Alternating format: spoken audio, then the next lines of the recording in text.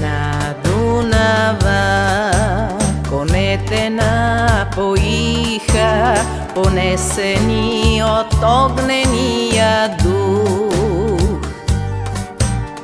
И конската опашка тук забиха войните на хан Аспарух.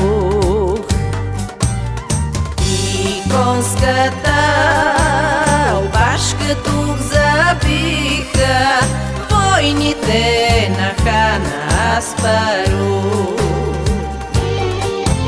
И чу се конски тропот от Балкана.